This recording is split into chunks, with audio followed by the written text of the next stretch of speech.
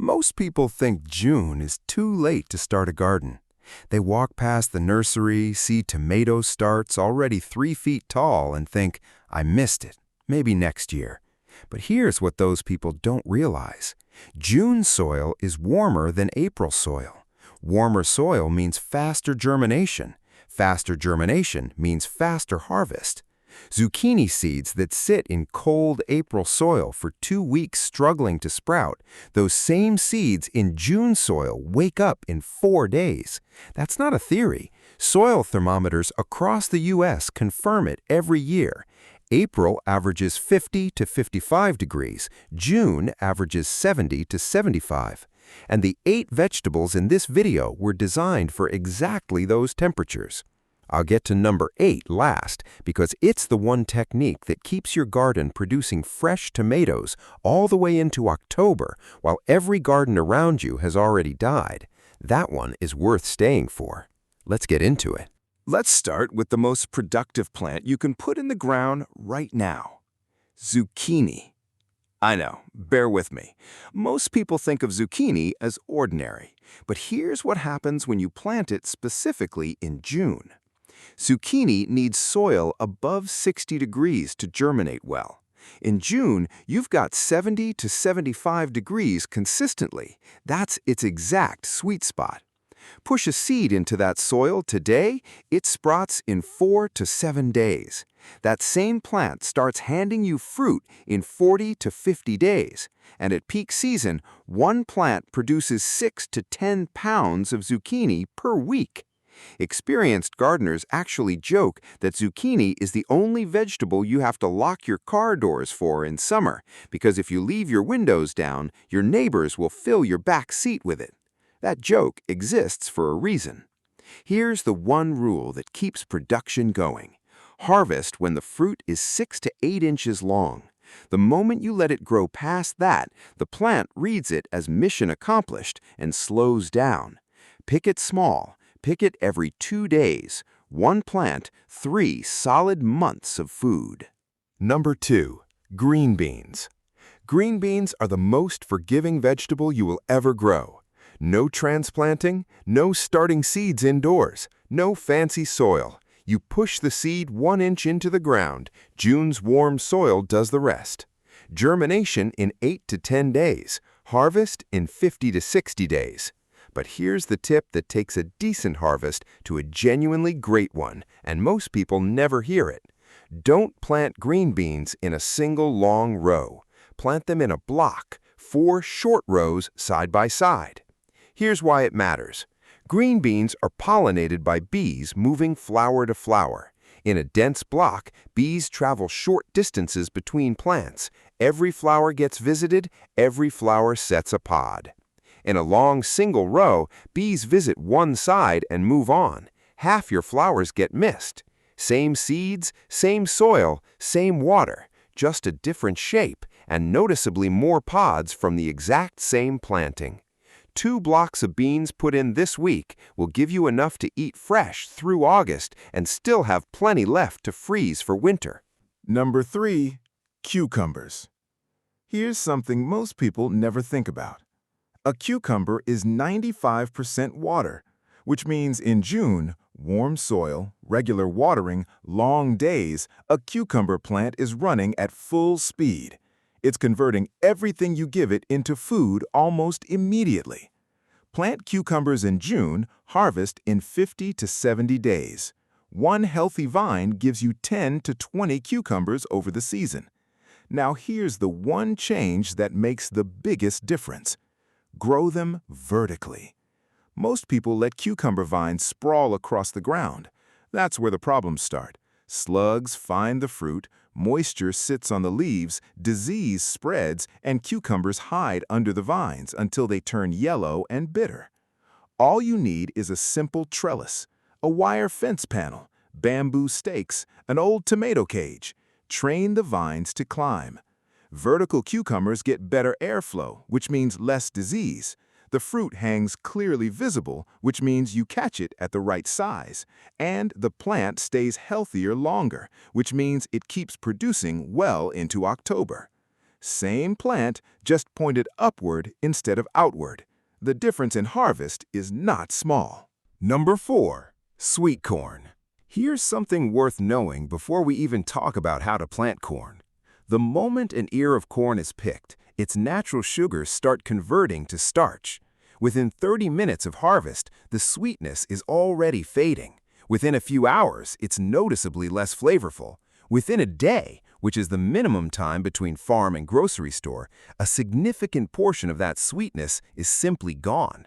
The corn you buy at the store was picked days ago, loaded onto a truck, shipped hundreds of miles, and sat in a display case before you got to it. Corn you walk out and pick from your own backyard, then drop directly into boiling water, is a completely different food. That's the reason to grow it. Now, here's the mistake that ruins most backyard corn: planting it in a single long row. Corn is pollinated by wind. Pollen falls from the tassels at the top down onto the silks of every ear below. In a single row, that pollen blows sideways and disappears. The result is those half-empty ears, kernels missing, rows sparse. The fix? Plant in a block. Minimum 4 rows by 4 rows. Pollen falls in every direction. Every silk gets reached. Ears fill out completely, tip to tail. June soil hits the 60 degrees corn needs to germinate reliably. Seeds 1 inch deep, 12 inches apart. Harvest in 70 to 90 days, right in time for late summer. Number 5. Peppers. You go to the nursery, you pick up a pepper transplant. It already has little flowers on it, maybe a tiny pepper starting to form. You think, great, it's ahead of schedule. Here's what I want you to do before you put it in the ground. Pinch off every single flower, every one, and any small peppers forming. Remove those too. I know it feels wrong. You're removing the exact thing you came to grow. But here's what's happening inside the plant when you skip this step. Transplanting causes stress. The root system is small and suddenly adjusting to new soil, new heat, new light. If the plant has open flowers in that moment, it splits its energy, some to roots, some to fruit. Roots stay shallow. The plant produces a few small peppers, then stalls. By September, you've got maybe 4 or 5 peppers from the whole plant. But when you remove those flowers first, the plant has one job for the next 2 to 3 weeks: build roots. Every bit of energy goes underground. The root system spreads wide and deep. Then, when it flowers again naturally in mid-July, it does so from a position of real strength. More flowers, better fruit set, stronger plant through the whole season. The result is a pepper plant that produces heavily from August through October instead of struggling from the start. Pinch the flowers. Give it 3 weeks. You'll see exactly what I mean. Number 6. Okra. Let me ask you something. What happens to your garden when July and August arrive and the temperature sits at 95 degrees for 2 weeks straight? Most vegetables shut down. Tomatoes stop setting fruit above 90 degrees, beans wilt and drop their flowers, cucumbers turn bitter. Okra does the opposite. It is genuinely built at a biological level for the kind of heat that breaks every other plant in your garden. At 95 degrees, okra accelerates. At 100 degrees, it is still producing. One plant over a full season gives you enough pods to make a full pot of gumbo, stir-fry, or roasted okra every single week from July through September. That's not a small amount of food. And the seed-soaking tip most people miss? Okra seeds have a hard outer coating. Soak them in water the night before planting. That one step softens the coating and cuts your germination time nearly in half.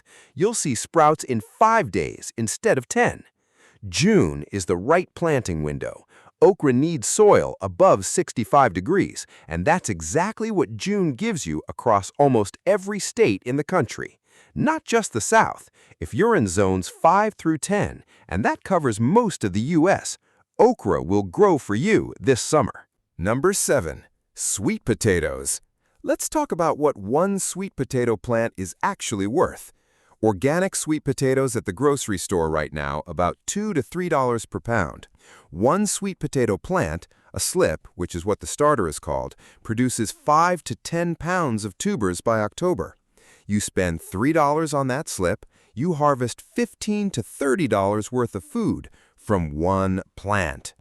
10 slips planted this week, somewhere between $150 and $300 worth of sweet potatoes growing in your backyard at almost zero ongoing cost. But, and this matters, sweet potatoes need 90 to 120 days to form full-size tubers. Plant them in June, October harvest, right before first frost. Plant them in July, season cuts short, tubers stay small. June is genuinely the last planting window for sweet potatoes in most of the U.S. This is not a plant anytime crop. This one has a deadline. One more thing before you go looking for slips, most local nurseries sell out of sweet potato slips by late May. If your nursery's already out, order them online. Several reputable seed companies ship slips through June. Don't skip this plant because you can't find them locally. They're worth finding. And once they're in the ground, the vines spread wide and dense, blocking sunlight from the soil, suppressing weeds like a living mulch. Those plants are growing you food underground while doing your weeding above ground at the same time. Number 8. Tomatoes. Here it is. You already have tomatoes growing, planted in April or May. They're probably looking great right now. But here's what's coming for those plants, and almost no one talks about this. When nighttime temperatures stay consistently above 75 degrees, which happens across most of the U.S. in July and August, tomato plants experience what's called blossom drop. Flowers open, but the heat prevents pollination. The blossoms fall off without setting fruit. At the same time, the plants are getting leggy. Early blight and other diseases are building up. By late August, most spring tomato plants are struggling badly. By September, most gardeners have already ripped them out. And that's when they give up on fresh tomatoes for the year. Here's what happens instead when you plant a second round in June. Those plants spend July, the hottest month, in vegetative growth. They're not trying to flower yet. They're building roots and stems. When September arrives and temperatures drop back into the low 70s, that's the moment your June-planted tomatoes hit their stride. The conditions in September and October are actually ideal for tomatoes. Cool nights, warm days, low disease pressure. And those cooler nights push sugar into the fruit in a way that July never does. September and October tomatoes taste better than summer tomatoes. Richer, deeper, more like what tomatoes are supposed to taste like. For the second planting, choose fast-maturing varieties. Look for anything labeled 65 to 75 days on the tag. Bush-type or determinate varieties work especially well because they set all their fruit in a concentrated window, perfect for that September-October harvest rush. Picture October. Your neighbor's garden has been empty for weeks. There's frost in the morning, and you're outside picking heavy, ripe tomatoes off a plant that's still covered in fruit, while everyone else is at the grocery store buying pale pink tomatoes that were picked green and shipped from 1,000 miles away. That is what knowing what to plant in June actually looks like. 8 vegetables, 1 month, huge harvests. Zucchini, green beans, cucumbers, sweet corn, peppers, okra, sweet potatoes, and a second round of tomatoes. All of them can still go in the ground right now and feed you from late summer into fall. No big yard, no fancy setup, no years of experience. Just plant them this week because every day you wait means less harvest later. Which one are you planting first? Drop it in the comments and subscribe for the full summer planting calendar and zone-by-zone guide.